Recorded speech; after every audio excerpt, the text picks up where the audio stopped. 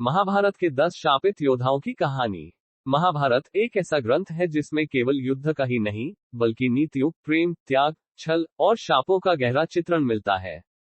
इसमें कई ऐसे योद्धा थे जो अपनी अद्वितीय शक्ति और गुणों के बावजूद शाप के कारण अपने पूरे सामर्थ्य का उपयोग नहीं कर पाए। आइए जानते हैं महाभारत के 10 शापित योद्धाओं की रहस्यमयी और सस्पेंस से भरी कहानी। भीष्म पितामह, इच्छा मृत्यु का वरदान या शाप। भीष्म पितामह, कुरुवंश के आधार स्तंभ, अपने पिता शांतनु की खुशी के लिए आजीवन ब्रह्मचर्य और राजगद्दी का त्याग कर चुके थे। परंतु इच्छा मृत्यु का वरदान कहीं न कहीं उनके लिए शाप बन गया। कौरवों की ओर से लड़ने के कारण उन्हें उन लोगों के खिलाफ युद्ध करना पड़ा जिन्हें वह सच्चे दिल से चाहते थे। अर्जुन के बाणों से घायल होकर भीष्म ने महीनों तक शरशय्या पर कष्ट सहे। उनका वरदान ही उनके लिए सबसे बड़ा शाप बन गया था। कर्ण, दानवीर परंतु शापित योद्धा। कर्ण महाभारत के सबसे जटिल और दुखद पात्रों में से एक थे।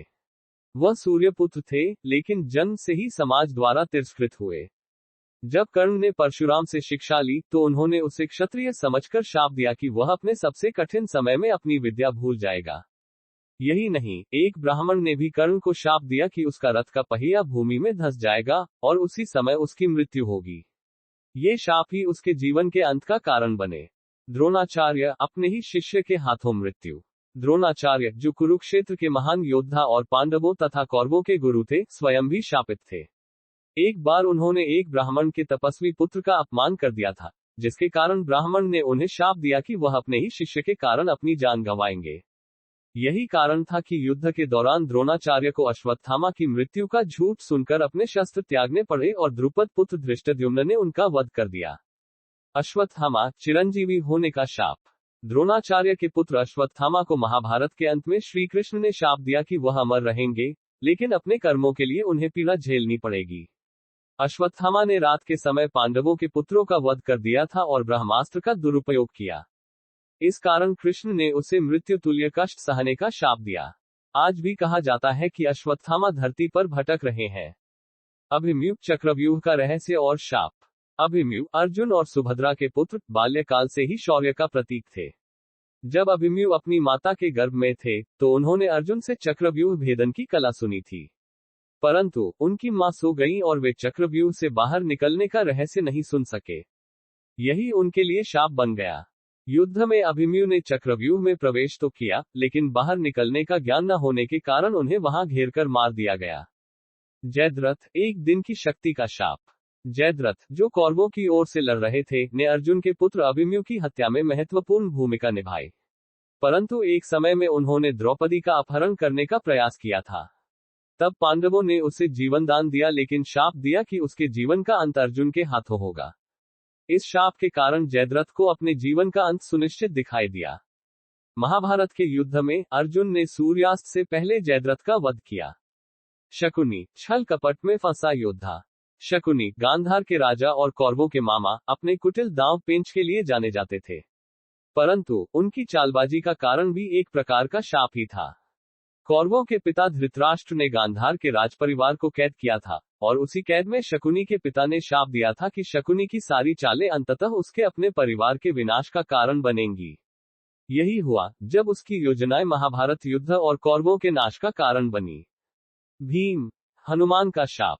भीमसेन को महाबली हनुमान से आशीर्वाद और शाप दोनों मिले थे। एक बार जब भीम अपने अहंकार में थे तो हनुमान ने उन्हें अपनी शक्ति का घमंड छोड़ने की शिक्षा दी। हनुमान ने भीम को शाप दिया कि युद्ध के दौरान भीम कभी अपनी पूरी ताकत का प्रदर्शन नहीं कर पाएंगे। इसी कारण कई बार भीम अपनी शक्ति का पूरा उपयोग नहीं कर सके।